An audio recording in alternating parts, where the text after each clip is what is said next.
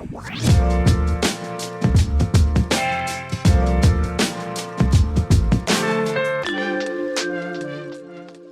to the 98 Central podcast, where we talk about growing a business, working in media, and building a team that we love.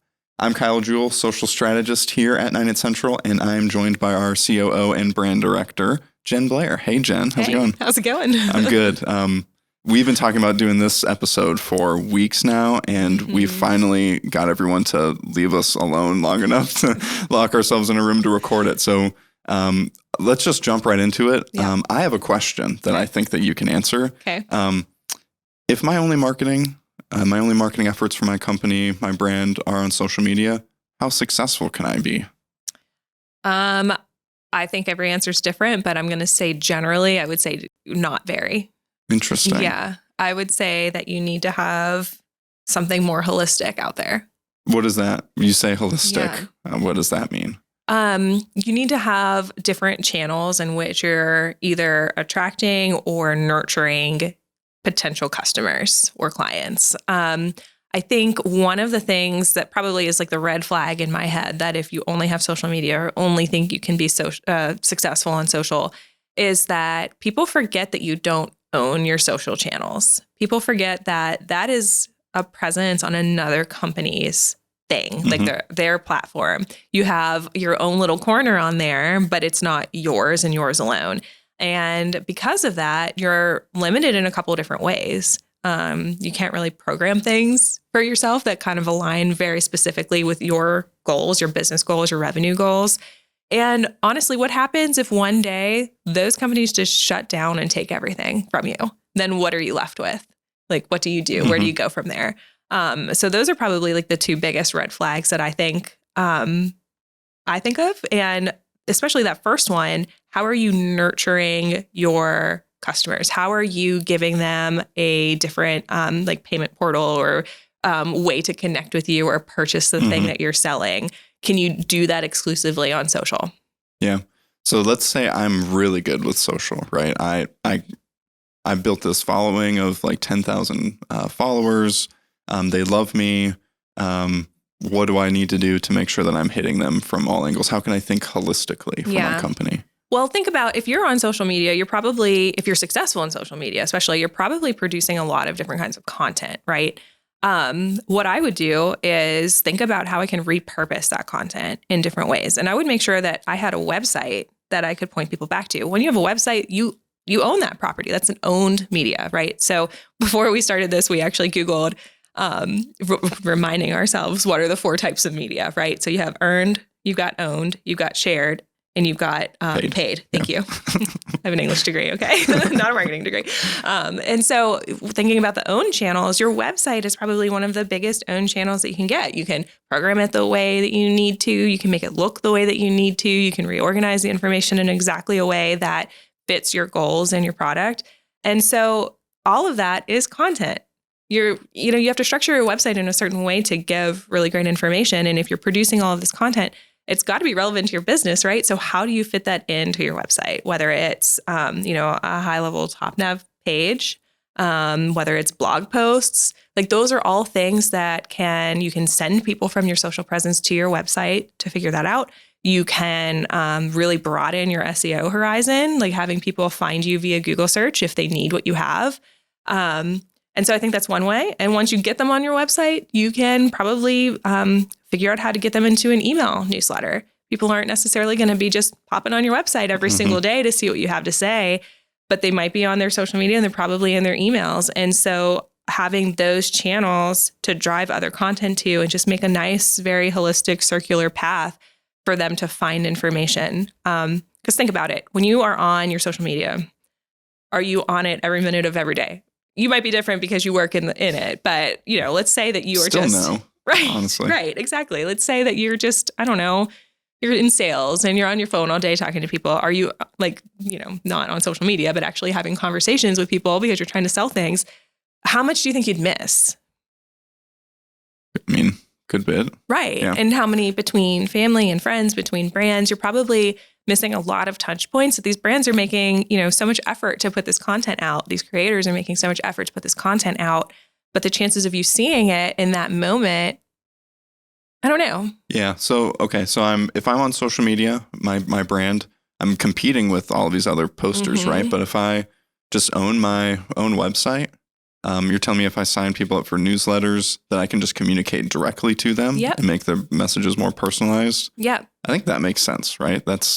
I hope so. I mean, I think that would make me as a consumer much more likely to buy or at least seek information about my next step on my purchasing journey. Right. It gives you greater odds to get in front of that person, more touch points. Sometimes there might be content out there on social that I would love to see and it's super relevant to me, but maybe I hit the algorithm wrong that day, or I was in meetings all day. So that thing is just never going to organically pop up into my feed because I missed that boat.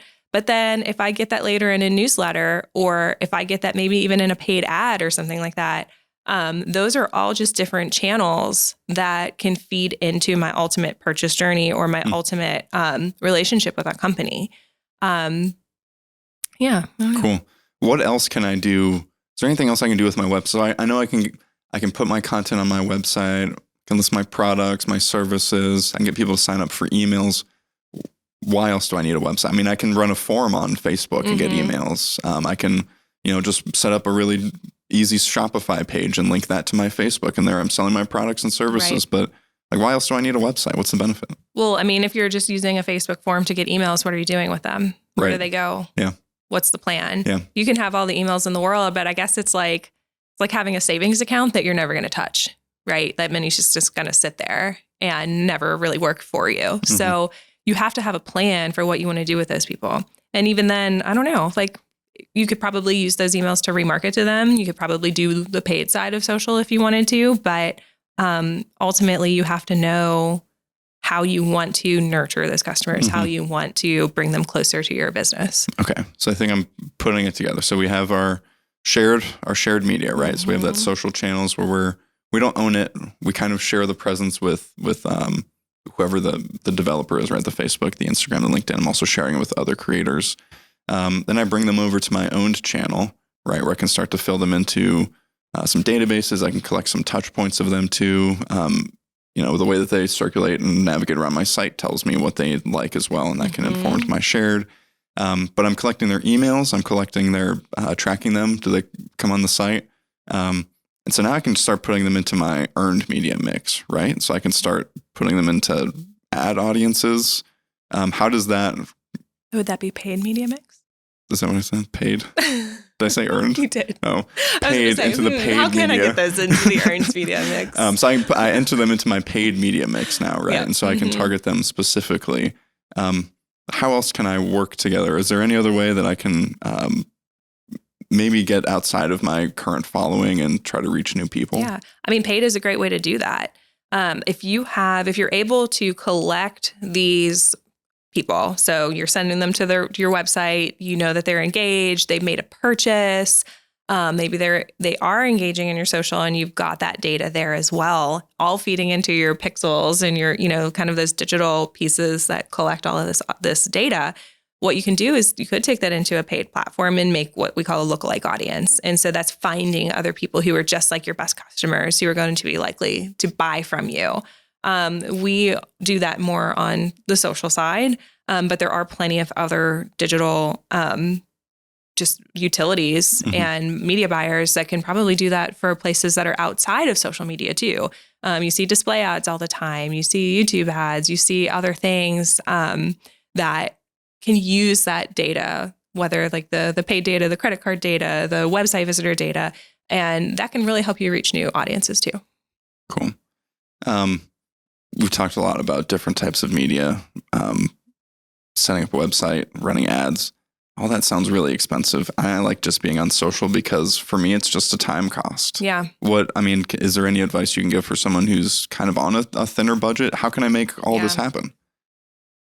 I mean, that's always the question, isn't it? And with organic, especially if you're just on social media and you're just doing an organic presence, you got to be probably okay with kind of a slower growth rate, unless you really want to spend that time investment in making the great content and making sure that you are engaging with your followers, that you're finding the right hashtags. That is a different sort of cost, right? You could probably accelerate that with paid and getting in front of more people quicker. maybe start with lower budgets and that sort of thing, but you still always have to feed that organic beast too, to kind of keep your presence fresh and get people coming to you. I think, honestly, I feel like a website is just pay to play anymore these days. You got to have that presence, and you got to have a way for people to find you and talk to them, even if it's just one page. And that can be a minimal investment. It doesn't, there's so many ways that you can make that, whether it's Squarespace, whether it's a simple WordPress. Squarespace is nice because there's just far less technical know-how that you need to set that up. But, yeah, I mean, I think that baby steps is the most important thing. Emails, I would say emails probably later in the game, just so that you can kind of get your footing and understand what content you like and get a little bit of that audience on your social media platform. But I think it's probably better to take things as a slow and steady approach and kind of make benchmarks and goals for when you want to start something rather than hitting it all at once. Cool. I think that makes sense. I'm going to break my character now. Okay, great. Because I want to talk about how we're doing this. The character was scaring me. I'm just going to say I was a little intimidated. Yeah. Good. Okay, great. So let's talk about how we're doing this today, like in our company. I mean, we make videos, right? Right. Right. I mean, this is something that we've kind of had. We talked about this before we started recording, but like, what's next for us? What are we doing now? Right. And I think that that's something like in our business we've noticed is we are a video production company. That's where our roots are. And that has expanded into helping our clients with their social media presence. And so I think that has been a question. And, maybe some clients or maybe some people that are kind of on the periphery of becoming clients are like, well, what is 9-8 and what can they do for us? And ultimately, I think our standpoint is like, if you're going to have a digital presence, if you're going to invest in social media and you have business goals, you've got to kind of see how social fits into your holistic strategy. And what do you want it to do for you? If you just want to put messages out, that's great. We can help you. We can help you figure out the best way to do that. But if you want to make sales, if you want to drive people to your website, if you want to do something with them, you've got to really understand how your social ties into those other pieces. Yeah. Yeah. That's something that we're doing with a client right now. They've been almost exclusively, their marketing efforts are almost exclusively on social. They have a small email presence, but it was really important for us. I mean, we're also reporting on more than just their social metrics, right? We're reporting on their company goals. Are we proving ROI? Like, are we driving people to sign up for their services?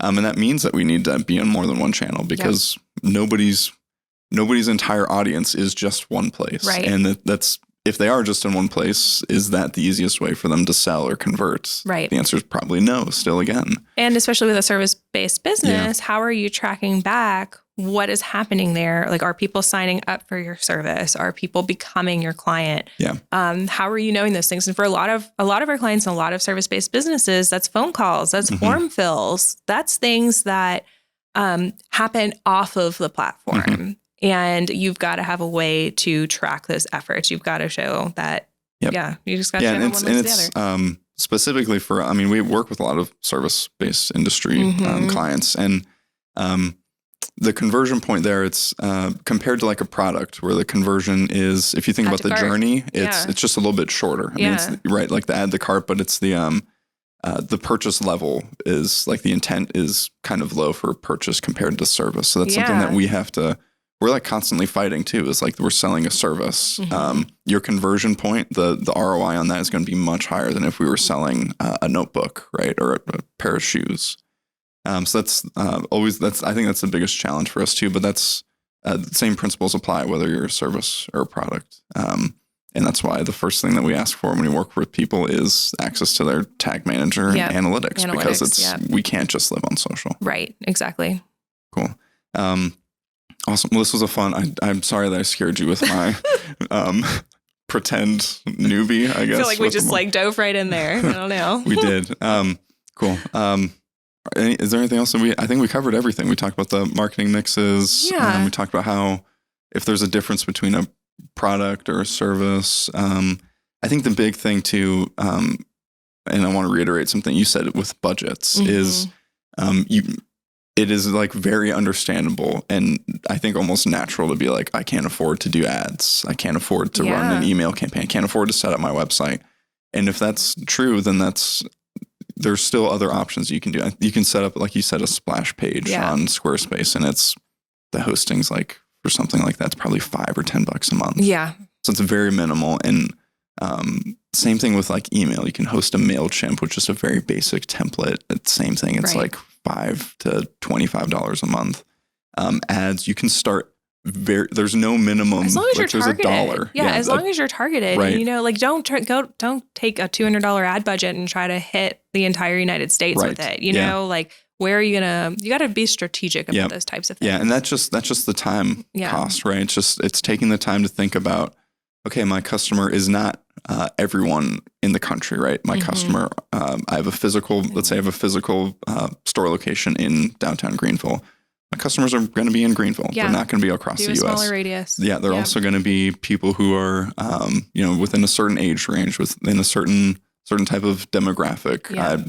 They're mostly women. You know, they're mostly 40 to 50 years old. Yeah. All of that reduces the amount of money that it costs to get in front of them, and that's it's just well worth the effort. And in my experience, I think that's probably one of the hardest things for some business owners, clients, whoever, to get over is you can ask them, well, who is your priority? Who are you targeting? And they just say everybody. Yeah. Okay, well then give me all of the budget. Right. Great. We'll hit everybody. Yeah. But you have to narrow down and be strategic, do testing, understand what's going to work and what's not. Yeah. And I think it's the best way to do it. But ultimately, all of that to say, I would never say, oh my gosh, don't put effort or money into social media. Like, I think it's extremely important. Yep. Just like having a website, it is kind of pay to play not pay to play, but the cost of doing business is what I mean to say, is that you can't really ignore it anymore. And it's just got to be part of something. But ultimately, you should have a plan if you want to be successful, is how to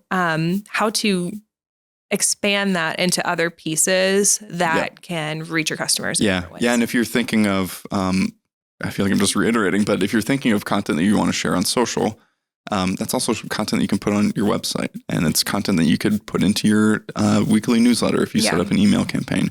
So you can make your content work harder too. Yeah. That's another thing. There's a great book that I got for us to read, and it's called The Content Fuel Framework, I think it is. We can put that in the show notes, but that is, if you can't wrap your brain around how you can take content and put it into a lot of different places or make it a lot of different things, it's a great place to start. You should milk an idea for all it's worth. You should milk that piece of value in a lot of different ways. And one thing I always say to clients is that if you feel like you're beating that same drum over and over again, you're probably doing it right. Yes. You want to get those consistent messages out. Yep. And, you can see it from a different angle in every iteration. And that's, if it's good content, if it's good information, if it's valuable, then they're going to want to hear every angle of that because they want that information. They want to understand how it works and how they can kind of get the power from it. Yep, so, exactly. Yeah. Cool. Awesome. This was great. Yeah. If you can't tell, we love this. And we could talk about this all day. Yep. But we're going to cut it there and stop short. And then we'll probably do several other episodes just tangential to this too. So, all right. What are you digging this week, Jen? So this week, probably every week, but I don't really talk about it a lot, is trivia. So the really good friends that I have here, we all met because we played trivia together. We just happened to sit down next to each other at like a bar one day. And now we are really great friends and we play trivia together every week. And we made the national championship something or other. So yeah, that's Sunday and we might be national trivia champions. So that's amazing. That might be kind of cool. Yeah. I don't know if you have a place on your resume for that, but it should definitely. Actually, I do. Good. I do. Well, I don't have it on there, but I have a really great little section on my resume that has it has things like fluent in Pittsburghese and export cheese board assembler, yes. National champion. Yes, national trivia champion. Yes. Crazy. I'm digging, I don't know if you've heard the show. It's called The Rehearsal. It's a Nathan Fielder show. Okay, I don't know. I cannot explain it. It is the strangest thing. So Nathan Fielder started this show, Nathan For You, where he went to small businesses and just pitched ludicrous. They're hilarious, but he's very awkward and stonewalled when he delivers. So it's very deadpan. Like Ricky Gervais, is that the guy who's the idiot abroad? Is it's that him? Not quite like that. Okay. I love that show though. Okay. But it's real. He actually goes into these companies and there was a coffee shop, for example. that he just named Dumb Starbucks, and he just rebranded the coffee shop, and it got like national media attention. Wow. And they opened like several locations before Starbucks sued them. I was going to say, there's got to be copyright infringement in there. Or like No, something. it for sure was. Okay. But he always, I don't know. I can't tell if it's real or not. I think it's real. Anyways, the rehearsal is he helps ordinary people rehearse a scenario in their life that they're anxious or nervous about. Okay. So like the first episode you might like because it's this guy with his trivia team, Oh, God. and he's been lying to them that he has an MBA, and one of his friends keeps sending him jobs that require like an MBA, and he's like he can't apply for them because he doesn't have his MBA. So he needs to rehearse this conversation with the friend To say, and like, he's very I really nervous. don't have those Yeah. credentials. So Nathan Fielder built on HBO's dime a set, an exact physical replica of the bar that they play trivia at. Oh, boy. Sounds in expensive. a studio. It is just so fun. I think the concept's just hilarious, but then it just kind of spirals, and then at the end you're like, I don't know what the show's about anymore. It's crazy. I would highly recommend it. Okay. Cool. Well, that wraps us up. Yes. Thanks for joining us again on the 9 Central podcast. Again, I'm Kyle, social strategist. That's Jen, COO and brand director. If you want to see or learn some more about us, you can find us on virtually all social, Facebook, LinkedIn, Instagram, YouTube. You can find us now on TikTok too. Oh, We're yeah. putting out some That office should have been space when we stuff. were digging TikTok. That was a missed op. That's fine. That's Next okay. time. Next time. But check us out on TikTok. We're having fun there. We're still learning what's best for us. And hope you guys have a great week. Thanks See for ya. listening.